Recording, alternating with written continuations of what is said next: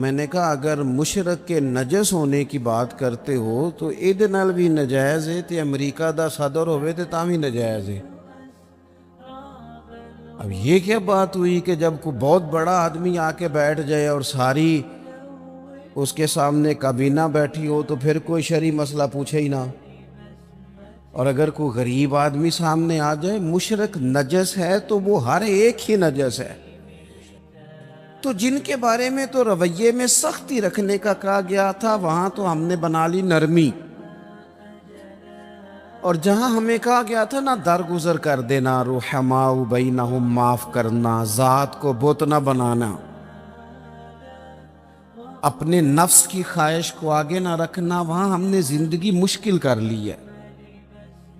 چھوٹا خاندان ہو، بڑا خاندان ہو، غریب خاندان ہو، امیر خاندان ہو، آپ کسی خاندان کی پوری لڑائیاں ساری نچوڑیں تو اس کے اندر سے صرف ایک بات ٹپکے گی کہ میں نے نہ پوچھیا نہیں، مجھے انہوں نے بڑا نہیں مانا۔ زیادہ سے زیادہ ذات کا رٹا، اس سے زیادہ کچھ بھی نہیں۔ سارے دوستوں کی، گہرے دوستوں کی جب رکابتیں ہوتی ہیں تو آپ سارا نچوڑ لیں اس کو تو بیچ میں صرف اتنا نکلے گا کہ فلاں مقام پہ فلاں کو پروٹوکول نہیں دے سکے۔ جو پروٹوکول مانگتے ہیں وہ اپنے نہیں ہوتے، جو پروٹوکول مانگتے ہیں ان کے رشتے مخلصانہ نہیں ہوتے۔ میرے رب نے قرآن مجید میں اپنے بندوں کی شان بیان کی، فرمایا وہ پتہ ہے زندگی کیسے گزارتے ہیں؟ وَعِبَادُ الرَّحْمَنِ الَّذِينَ يَمْشُونَ عَلَى الْأَرْضِ هَوْنًا، فرمایا رحمان کے بندے زمین پر عاجزی کے ساتھ چلتے ہیں، ان کا لہجہ نہیں پروٹوکول والا، انداز نہیں ان کا ہٹو بچو والا، جھکے جھکے چلتے، اور جتنا پھل زیادہ ہوتا ہے اتنا جھکاؤ بھی زیادہ ہوتا ہے، جتنا بندہ بڑا ہوتا ہے اس میں عاجزی بھی اتنی زیادہ ہوتی ہے۔ جو اعلیٰ ظرف ہوتے ہیں وہ ہمیشہ جھک کے ملتے ہیں، کیونکہ صراحی سر نگو ہو کر بھرا کرتی ہے پیمانے۔ جو بندہ جتنا بڑا ہوتا ہے اس کا جھکاؤ اتنا زیادہ ہوتا ہے، تو اگر اس کی گردن میں سریا زیادہ ہے تو اس کا مطلب ہے بڑا نہیں ہے، ابھی اس کو بڑا ہونے میں وقت لگے گا۔ قرآن مجید نے زندگی گزارنے کو اصول یہ دیا کہ تیرے لہجے میں عاجزی ہو، تیرا ملنا، گفتگو کرنا، آنا جانا اس میں انکسار ہو، اور دو جملوں میں میرے نبی پاک علیہ السلام نے بات اتنی کھول دی کہ ساری حقیقتیں ہی اندر آ گئیں۔ محبوب فرمانے لگے تو رب کی رضا کے لیے عاجزی کر۔ حضور فرماتے ہیں، یہ ترمذی میں موجود ہے، فرمایا تو اللہ کی رضا کے لیے جھک جا، رب تجھے عزتیں عطا فرما دے گا۔ عزت اس بات میں ہے کہ تیرے اندر جھکاؤ کتنا زیادہ ہے، عزت اس بات میں۔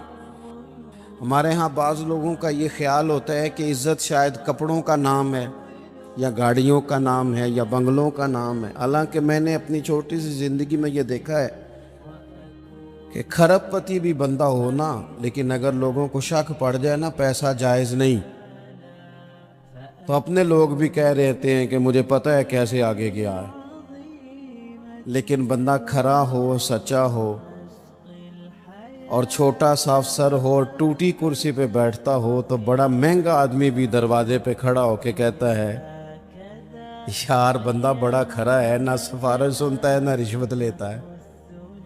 تو اس کا مطلب ہے روب کپڑوں کا نہیں ہوتا، روب تو بندے کے کردار کا ہوتا ہے۔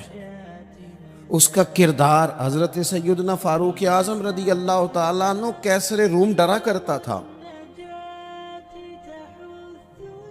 رومی سلطنت کانپا کرتی تھی، کیوں؟ حضرت عمر کا تو ایک گن مین بھی نہیں تھا۔ اصل بات کیا تھی؟ انہیں پتا تھا کہ مزاج کچھ اور ہے، طبیعت کچھ اور ہے، انداز کچھ اور ہے، اور کوئی ظاہری دب دباؤ نہیں، بلکہ ایک دن بیٹھ کے تمام صحابہ نے مشورہ کیا، کہا جناب حد ہو گئی ہے۔ حضرت ابو بکر صدیق کے زمانے میں تو اسلام پر غربت تھی، اب تو اللہ نے بڑی وسعت دے دیا، 50 ہزار دینار صحابہ کو مال غنیمت میں ملتے ہیں، اور جناب عمر کو بھی ملتے ہیں۔ لیکن عجیب بندہ ہے، گھر سے نکلتا ہے، مسجد سے نکلتا ہے، اور گھر جانے تک سارے بانٹ دیتا ہے۔ جناب عمر سے کہنا ہے، جناب حضور نے فرمایا ہے کہ اگر اللہ تعالیٰ وسعت دے تو وہ اثر دیکھنا پسند بھی کرتا ہے، اچھے کپڑے پہننا تو کوئی دین کی مخالفت نہیں، لیکن آپ کا وہی کرتا پھٹا پرانا تو کوئی ایسی بری بات نہیں، اچھا لباس پہننا دین اس کو پسند کرتا ہے، تو آپ کپڑے کیوں نہیں نئے سلواتے؟ بڑے بڑے وزیر مشیر آتے، ہمارے بچے جب سیانے ہو جائیں تو وہ مشورے بھی دیتے ہیں نا بڑوں کو۔ میرے ایک جاننے والے ہیں، تو میں شادی پہ جا رہا تھا، تو میرے آگے آگے وہ جا رہے تھے، تو انہوں نے بچہ انہوں نے مشورہ دے رہا سی، کہہ رہا سی ابا جی اے ان شادی تے نا مٹھے چولاں تے سالن پا کے نہ کھایا جے بستی ہوندی بندے دی۔ تو میں تھوڑا سا آگے گیا، تو میں نے کہا پتر تو لیٹ ہو گیا، ٹائم نہ ہوندا تے سارا ٹبر ہی سیانا ہونا سی، تو ذرا دیر تجھے ہو گئی۔ بھئی اصل پہ رہنے دیں، اصل چیز جو ہوتی ہے اس میں تکلف نہیں ہوتا، اصل میں تکلف نہیں ہوتا۔ اور جب آپ کچھ چیزیں ملمہ سازی کر کے لیتے ہیں، ملمہ سازی، ہمارے ایک بزرگ ہیں وہ فرماندے ہیں، کہنے جدوں دے منڈیاں مینوں کاٹن والے کپڑے پوائے نے، میں تے ویاہ تے کدے رج کے روٹی نہیں کھادی، انہوں نے تو میرے اوپر بوجھ ڈال دیا ہے، تکلف پیدا کر دیا زندگی میں۔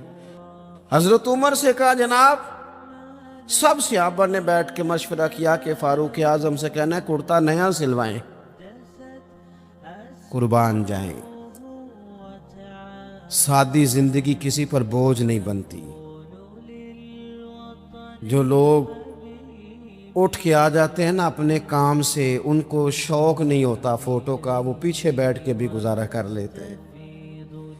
میرے جیسے لوگ جنہیں مسئلہ بن جاتا ہے ویڈیو میں آنے کا، ان کو تو سجنا سنورنا ہوتا ہے۔ حضرت عمر سے کہنا ہے کرتا بدلنے، پیسے کس کو برے لگتے ہیں؟ اچھا جی کہنا تو ہے، پر وہ شعر تو بتاؤ جو عمر سے بات کرے گا۔ تو حضرت ابو دردہ کہنے لگے ایک بندہ ہے نا جن کی بات عمر مان لیتے ہیں۔ کہا وہ کون؟ کہنے لگے مولا علی شیر خدا۔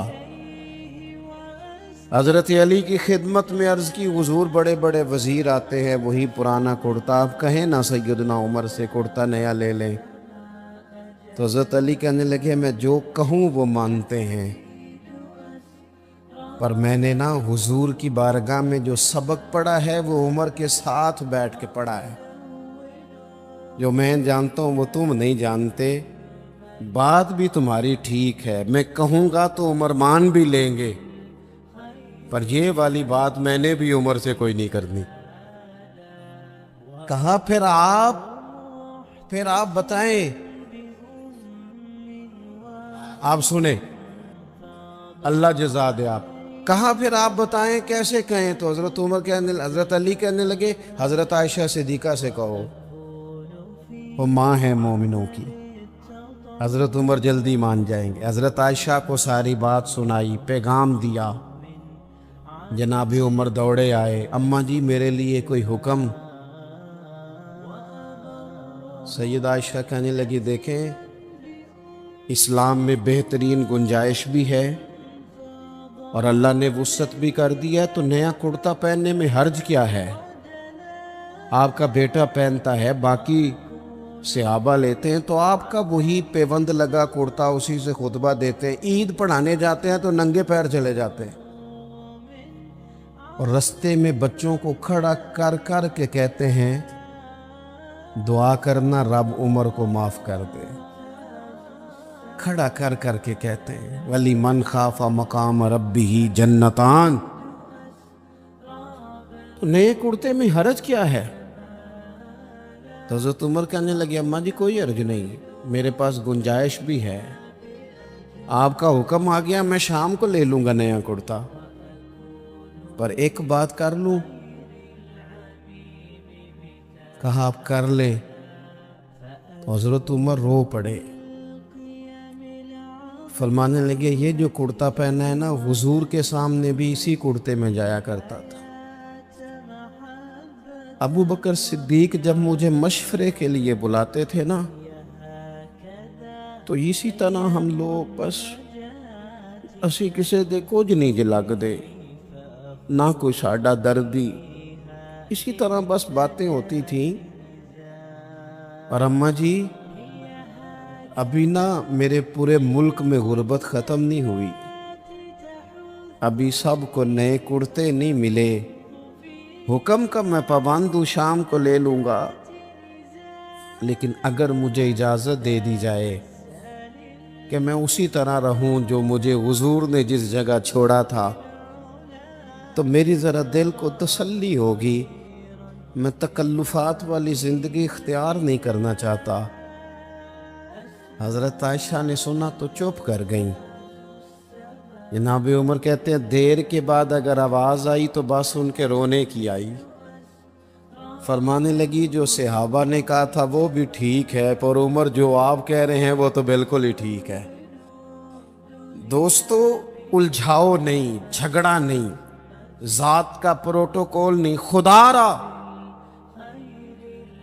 مصیبت بن جاتی ہے سسر کو جب داماد کا فون آتا ہے کہ میں آ رہا ہوں۔ میں ان غریبوں کو بھی جانتا ہوں جو ادھار قرضہ لے کے پروٹوکول کا بندوبست کرتے ہیں۔ ہماری طبیعتیں لوگوں کے لیے مصیبت بن گئی ہیں، ہمارا مزاج حاوی ہو گیا ہے۔ ہم تو یہاں تھوڑے دن کن فی الدنیا کا انکا غریب او عابر سبیل، حضور نے فرمایا تھا مسافروں کی طرح رہنا، راہگیروں کی طرح دنیا میں وقت گزارنا۔ کبھی دیکھا ہے آپ نے ایئرپورٹ پہ آپ سب سے پہلے بھی بورڈنگ کرا کے چلے جائیں ویٹنگ روم میں، اور سب سے پہلے بھی بیگ آپ رکھ دیں، لیکن اگر کوئی بندہ آ جائے نا اپنی آپ کی جگہ پہ بیٹھ جائے تو آپ جھگڑا نہیں کرتے؟ کیوں؟ آپ کو پتہ ہے میں مسافر ہوں، فلائٹ آئی اور میں گیا۔ کبھی دیکھا ہے ریلوے اسٹیشن پہ لوگ کہتے ہیں یہ جگہ میں نے خریدنی ہے، یہاں روز کھڑے ہونا پڑتا ہے؟ پتہ ہے میں مسافر ہوں، ٹرین آئی اور میں بس اسٹاپ پہ لوگ زمینیں نہیں خریدتے، جھگڑے نہیں بناتے، کیونکہ انہیں پتہ ہے کہ گاڑی آئی اور میں، اور درویش نے کہا تھا جتن جتن تے ہر کوئی کھیڑے، اوے کدے ہارن بھی کھیڑ فقیرہ، جتن دا مل کوڈی پیندائی ہارن دا مل ہیرا۔ کبھی بندہ ہارنا بھی سیکھ جائے، 2 قدم پیچھے بھی ہٹے، کبھی وہ کہے میں کوئی نہیں باقی سارے ہیں، یہ والی بھی تو کبھی زندگی ہونی چاہیے۔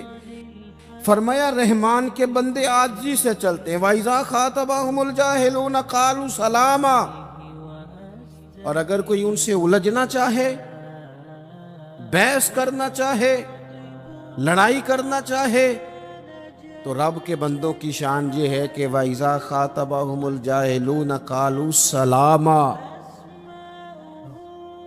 اگر جاہل ان سے جھگڑا کریں تو وہ سلام کر کے گزر جاتے ہیں۔ ہر بندے سے الجھ جانا، ہر بندے سے ہی بحث کرنا، ہر جگہ ہی اپنا مزاج اس طرح کا بنا لینا کہ جو میں کہتا ہوں وہی قبول کرو ہر جگہ۔ وہ عارف رومی فرماتے ہیں ایک دن نا مثال دیتے ہیں سمجھانے کے لیے، کہتے ہیں ایک دن گدھے اور گھوڑے کی بحث ہو گئی تھی۔ کس کی جی؟ گھوڑا کہتا تھا آسمان کا رنگ نیلا ہے، گدھا کہتا تھا نہیں کالا ہے۔ کئی گھنٹے بحث ہوتی رہی، بالآخر رزلٹ یہ نکلا کہ شیر کے پاس فیصلہ لے جاتے ہیں، جنگل کا بادشاہ ہے۔ شیر کے پاس فیصلہ گیا تو گھوڑے نے جاتے پوچھا بادشاہ سلامت، آسمان کا رنگ کیا ہے؟ اس نے کہا بھائی تو صاف سی بات ہے نیلا رنگ ہے۔ تو کہنے لگے میں کہتا ہوں نیلا ہے اور یہ گدھا کہتا ہے کالا ہے، اور صبح سے میرے ساتھ بحث کر رہا ہے۔ کہنے لگے کتنے گھنٹے بحث ہوئی؟ انہوں نے کہا جی سارا دن ہوتی رہی۔ تو شیر کہنے لگا گھوڑے کی بات بھی درست ہے اور گھوڑے کو عمر قید کی سزا بھی ہے۔ گھوڑا کہنے لگا بات بھی میری ٹھیک ہے اور مجھے عمر قید کی سزا مانا۔ کہنے لگا بات اس بات پر سزا نہیں کہ تمہاری بات غلط ہے یا ٹھیک ہے، سزا اس بات پہ ہے کہ تم نے گدھے سے ہی بحث شروع کر دی ہے۔ میرا دماغ نہیں کام کرتا، کس سے بحث کر رہے ہو تم؟ کس سے؟ حضرت ام سلمہ رضی اللہ تعالی عنہ کہتی ہے میرے شوہر جو بھی بات مسجد سے سنتے نا مجھے آ کے سناتے، آپ بھی سناتے ہیں گھر جا کے؟ جی موٹر سائیکل کی ٹکر ہو جائے تو وہ سناتے ہو جا کے، لیکن جمعہ پڑھ کے جا کے گھر بات سنایا کرو، اس سے گھر میں نور پیدا ہوگا۔ جب گھر میں حضور کی باتیں چھڑیں گی نا نور پیدا ہوگا۔ کہتے ہیں وہ جو بھی بات سنتے گھر آ کے سناتے۔ ایک دن آئے تو کہنے لگے لو ام سلمہ میں کمال سن کے آیا ہوں، آج بات تمہیں بڑا فائدہ دے گی۔ سناؤ۔ کہنے لگے آج نبی پاک علیہ الصلوۃ والسلام نے فرمایا جس بندے پر بھی کوئی مصیبت آئے اسے کہنا چاہیے انا للہ و انا الیہ راجعون۔ صرف موت کے وقت نہیں، الذین اذا اصابتہم مصیبہ قالوا انا للہ و انا الیہ راجعون۔ جب بھی کوئی مصیبت پڑے تو کیا کہنا چاہیے؟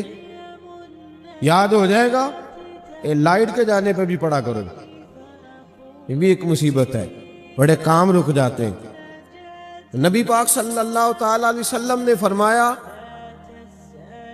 کہ یہ پڑھو جب بھی کوئی مصیبت آئے، فرمایا جو تمہارا نقصان ہوا ہوگا نا اللہ تمہیں اسے بہتر چیز عطا کر دے گا۔ کیسی نفع والی بات ارشاد فرمائی، جو تمہاری چیز گئی ہوگی اللہ بہتر نعم البدل دے دے گا۔ جناب ام سلمہ کہتی میں نے وظیفہ پکا لیا۔ مدینے میں مشہور تھا کہ جتنا اچھا شوہر میرا ہے کسی بی بی کا نہیں۔ فرماتی ہیں جب بھی کوئی مصیبت آتی میں یہ پڑھ لیتی۔ فرماتی ہیں لوگوں دیکھو میرا کیا حال ہوا، مجھ پر ایک مصیبت وہ آئی جس کا میں نے کبھی تصور بھی نہیں کیا تھا، میرے شوہر ہی انتقال کر گئے۔ میں نے پھر پڑھا انا للہ و انا الیہ راجعون۔ کہتی ہے میں نے پڑھا تو میں نے لیا، حضور کی بات پر یقین بھی کامل تھا، لیکن پھر میں سوچنے لگی کہ نہ میرا عمر کا وہ حصہ ہے، نہ میں خوبصورت ہوں، اس عمر میں کون مجھ سے نکاح کرے گا؟ اور سرکار نے فرمایا اللہ تمہیں بہتر چیز دے گا۔ ام سلمہ کہتی ہیں ادھر یقین بھی تھا، توجہ ہے نا میری بات پر، یقین بھی تھا اور پریشان بھی تھی کہ اب عمر نہیں، اور پھر ابو سلمہ سے اچھا شوہر کیسے ملے گا؟ فرماتی ہے میں اپنے مقدر پہ رشک کرنے لگی جب خود نبی پاک نے مجھے پیغام بھیجا کہ میں تیرے ساتھ نکاح کرنا چاہتا ہوں۔ حضور نے مجھے پیغام بھیج دیا۔ فرماتی ہے میری آنکھوں میں آنسو آئے اور میں نے اپنے دل پہ نظر ڈالی، میں نے کہا ام سلمہ اپنا ایمان مضبوط رکھنا، مصطفیٰ کی باتوں پر، نبی پاک کی باتوں پر یقین کامل رکھنا۔ تو کہتی تھی ابو سلمہ سے اچھا شوہر نہیں مل سکتا، اللہ نے تجھے ساری کائنات سے اچھا شوہر عطا کر دیا۔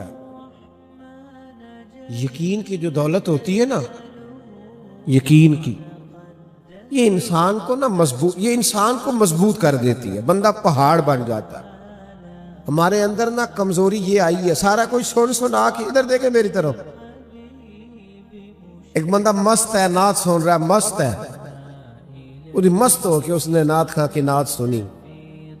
میرے جیسے آدمی نے پوچھا یار آج تو بڑا کلام آیا، کہنے کلام تے چنگا پڑھیا، پتہ نہیں روپیہ بھی 20,000 لیا ہے۔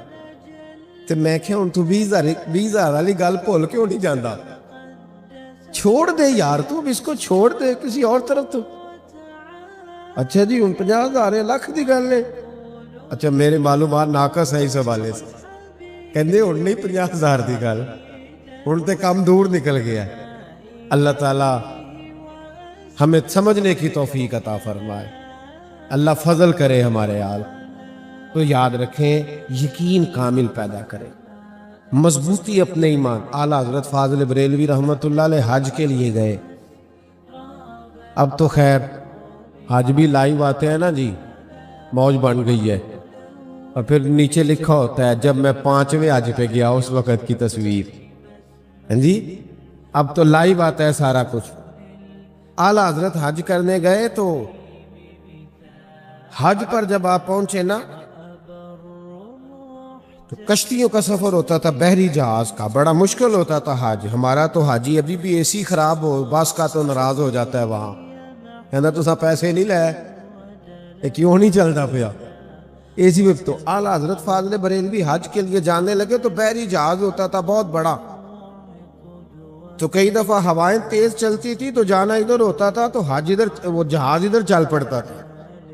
بڑے مشکل لوگ حج کے لیے جاتے تھے، وصیتیں لکھ کے جاتے تھے، کفن ساتھ رکھے ہوتے تھے کہ پتہ نہیں کیا بنے۔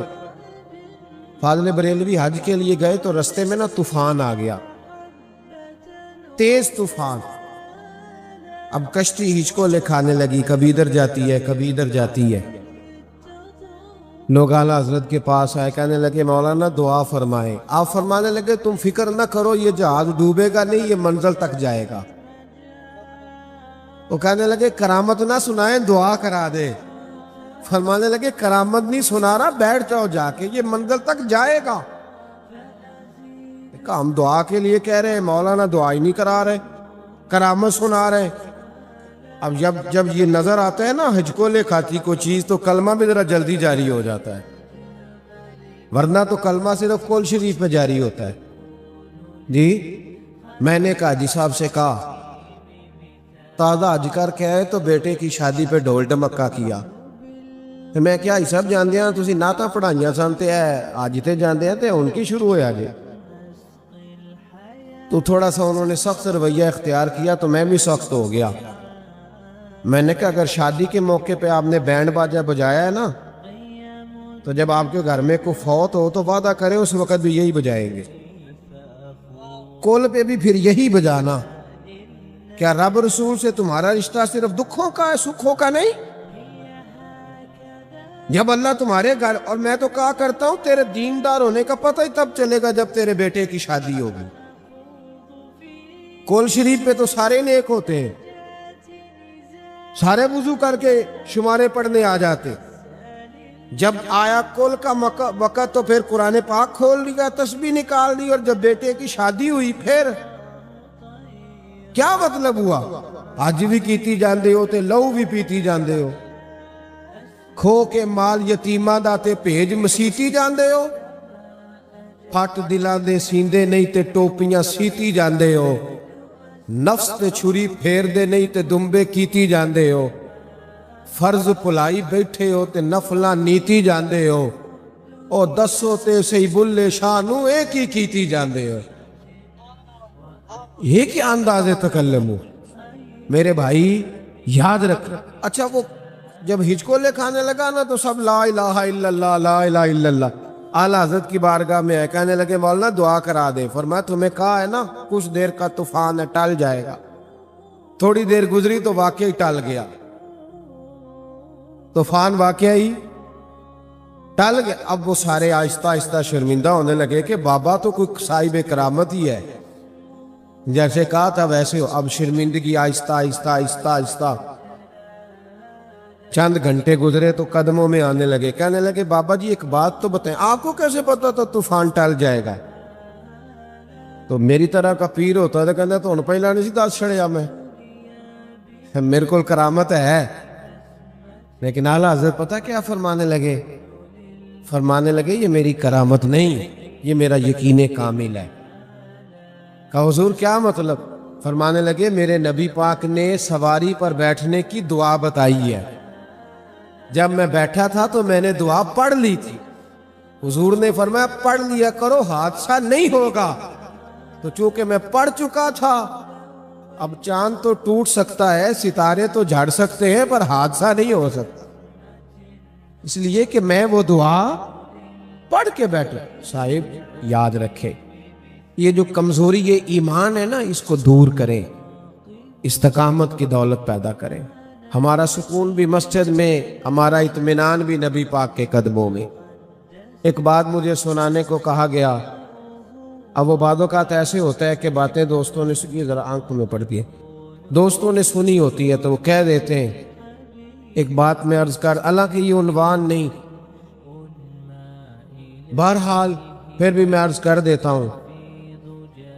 ایک بات میری یاد رکھنی ہے، آپ بہت سارے لوگ ماشاءاللہ تشریف لائے ہوئے ہیں، بہت سارے لوگ. اگر آپ لوگوں نے عشاء کی نماز نہیں نہ پڑھی تو پڑھ کے سوئیے گا، اور اگر آپ نے فجر بھی نہ پڑھی تو جو محفل نہیں نہ کراتے وہ ہمیں تانا دیں گے کہ تم بڑے عجیب لوگ ہو، تم نماز پڑھتے نہیں ہو اور محفلیں کراتے ہو. عشاء کی نماز پڑھ کے سوئے، اور کم از کم صبح کی حد تک ایک دن تو ایسا ملے کہ آپ جس سے بولے بیٹھا ہی بولے، تو تاکہ وہ بھی اگلی دفعہ محفل نعت پہ آ کے کہے نہیں یار یہ بندہ راتی محفل سن کے ہے، ساری دیہڑی تو صحیح لگی ہے نا یہ. تو مہربانی کریں اپنی طبیعت یہاں سے کچھ لے کے جائیں. بڑا خرچہ کیا گیا، بڑا کچھ کیا گیا، تھوڑا بدلنے کی کوشش کریں. حضرت ابن جوزی علیہ رحمہ نے لکھا ہے، ایک بزرگ کہتے ہیں کہ مجھے نا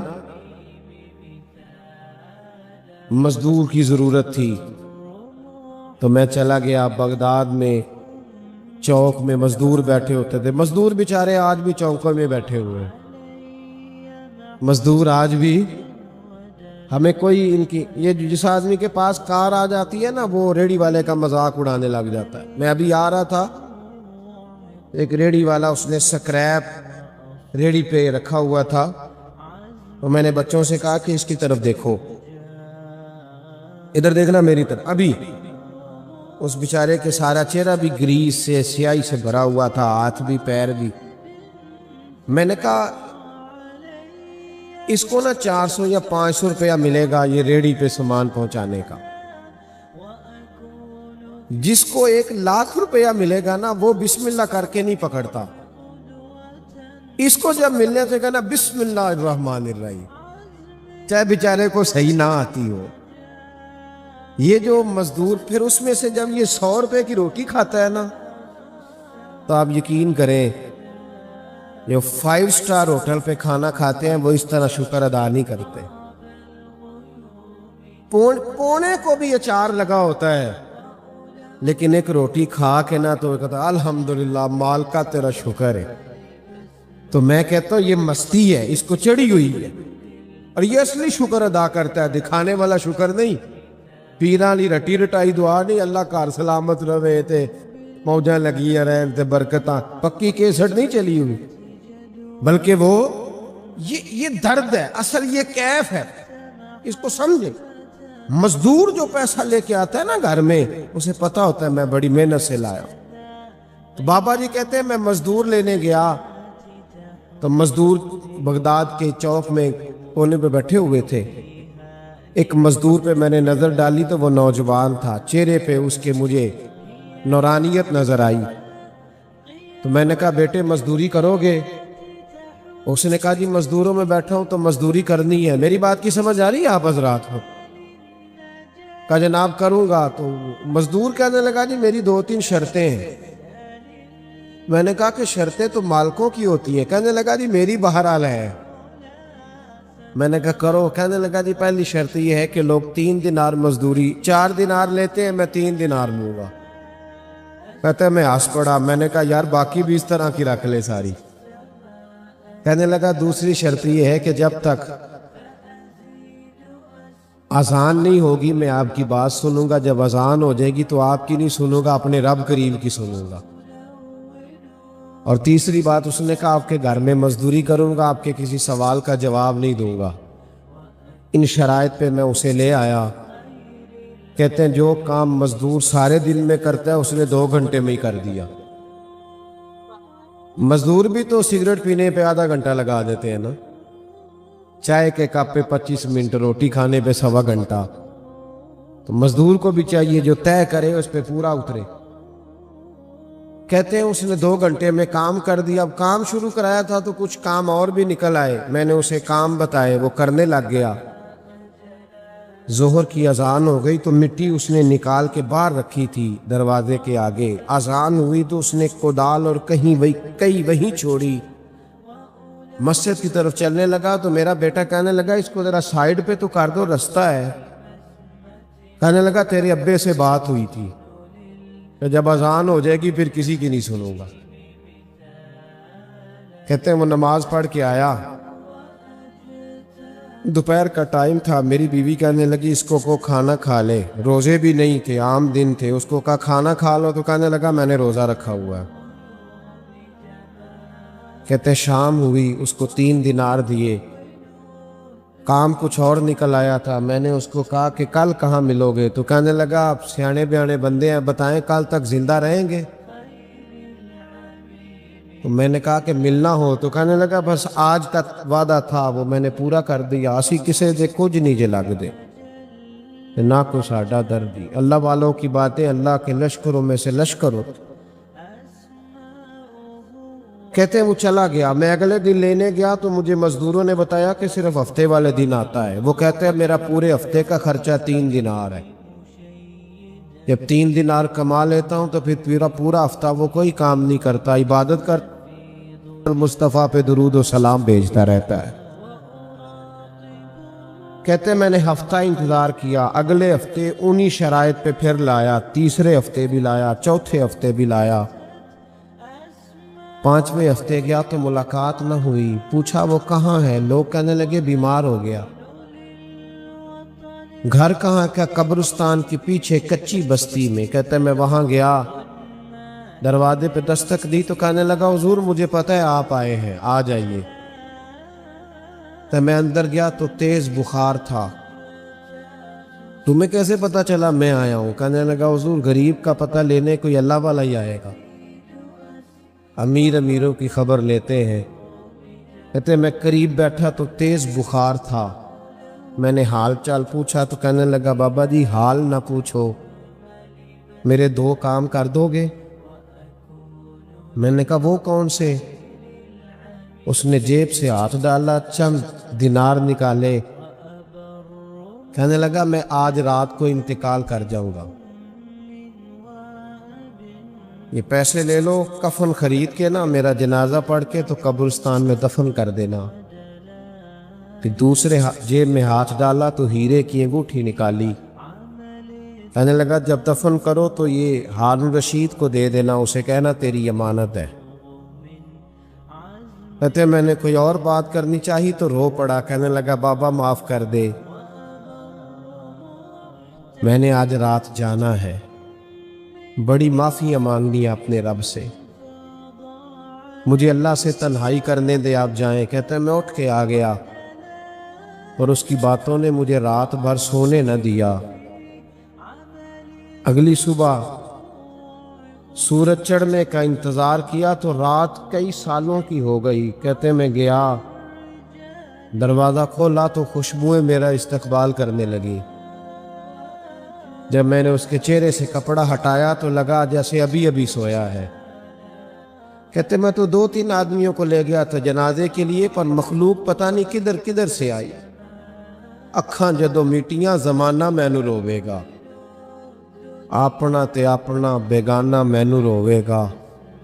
تے جدوں نہ میں دسیا میں خاراں نوں میں خانے وچ, جام ٹوٹ جان گے تے میں خانہ مینوں روے گا. کئی لک رون گے تے کئی بک رون گے, گلیاں دا یانا تے سیانا مینوں روے گا. کہا پتہ نہیں کہاں سے مخلوق آئی, جنازہ پڑا, دفن کیا. ہیرے کی انگوٹھی لے کے میں ہارون رشید کے پاس گیا. ایک تنہائی میں میری اس سے ملاقات کا مجھے موقع مل گیا تو میں نے اسے انگوٹھی دی تو ہارون رشید تو چیخیں مارنے لگا. کہنے لگا وہ انگوٹھی والا کہاں ہے؟